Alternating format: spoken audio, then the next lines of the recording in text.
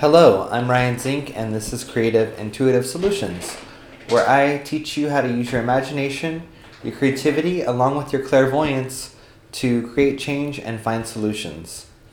So today I'm going to talk about spells. And this is not in the traditional kind of witchcraft sense, but I want to share with you that a spell, another word for a spell, is a command. And language is a command. So there is verbal communication, there's body language, and then there's also kind of telepathic communication that takes place too. And that would be like non-verbal, like non-physical communication. And that can be through telepathic waves that we send to each other. You know, you might be at home and your friend, you're thinking about calling your friend, they're sending you a telepathic message that they'd like you to call them or text them. So that's what that is. Language, whatever language you speak, that is a command. So if you're talking with a plant and you say, you're beautiful, I want you to grow, I want you to flourish, that plant is going to get the command with your words to grow and be abundant and flourish. And it's going to know that you want it to grow. Same thing is true with children. Everybody that has children know that when they're infants and in their adolescence, whatever you teach them or say to them, that is how they're going to be in their adult life. So words and language can be considered spells, because you're casting what you intend for yourself and for other people with the use of your words.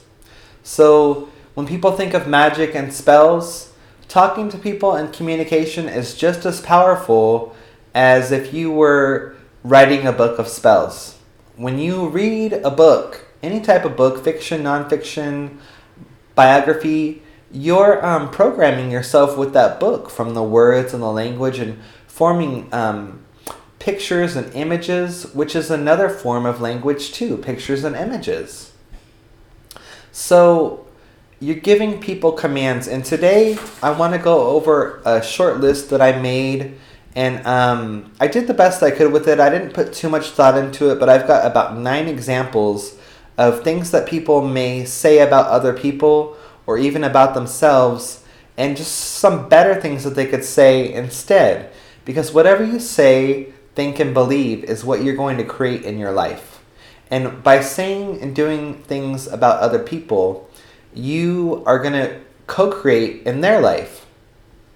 So one thing that you might say about somebody is that person is naive. So if you have a friend that made some bad decisions or they just didn't know, you may say something like, that person is just so naive. But instead you could say, that person didn't know what to do in that situation, but next time they will. So that's a lot more positive and a better kind of command and intention to set for somebody than that person's naive. So the second thing is that you could say about yourself, and you're giving yourself this command when you say this and think this: people always screw me over. So instead of saying or thinking that, you could say, it feels like people screw me over, but I'm going to focus on meeting better people and eliminate that from happening from my life. Just by changing your perception a little bit, you will start to create meeting people that don't screw you over. It's that simple. Another thing people say is, there's so much corruption. So instead of saying that, you could say or think or adopt the belief, it feels like everything is corrupt. But as time moves forward, people move away from doing things and acting in ways that are corrupt. You could say that instead of, there's so much corruption. So something else that people say is that they feel like they're the black sheep. They'll say, I'm the black sheep of the family. So instead of saying that, you could say, I feel like my family doesn't understand me, but I know they do care and try more and more to make me feel important. Just by stating something different, and thinking something different, it will start to change. I hear people say a lot, that person is a narcissist. Instead of saying that and affirming that for somebody, you could say, that person was acting like a narcissist, but I know they can change. Another thing people say in relationships is, I always get cheated on. So instead of saying that, you can say, I will meet somebody who will not cheat on me. Just affirming something different for yourself. It's that simple.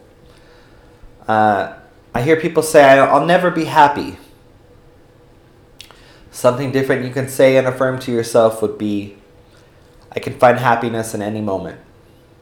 And when you start saying that, you will notice the times and every moment where you can find happiness. But by saying something like, I'll never be happy, and feeling that and thinking it consciously and unconsciously, you will not be happy.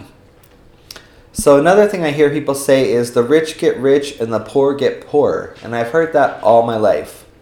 Another thing people could say is, the rich can stay rich, that's fine, but the poor can be rich too. And lastly, the rich control the world.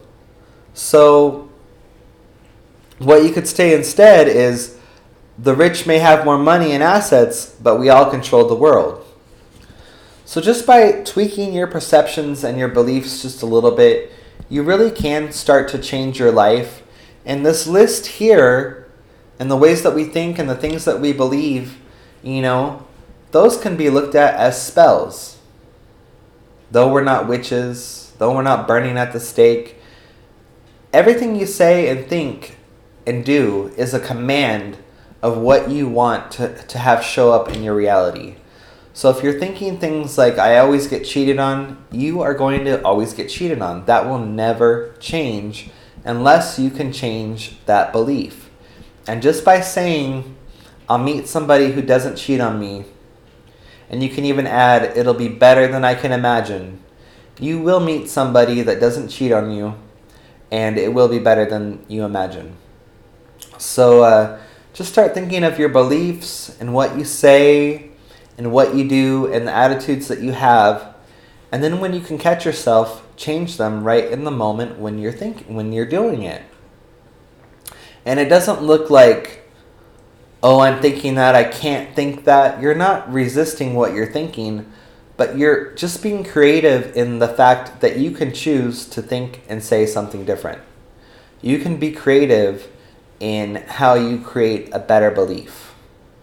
And it's not about saying the belief over and over as an affirmation so you believe it. It's just about having fun with what you could believe instead. You can make a game out of it, You can really have fun with it. You can think as big or as grand as you'd like in changing your beliefs. And you can just have fun when they come up.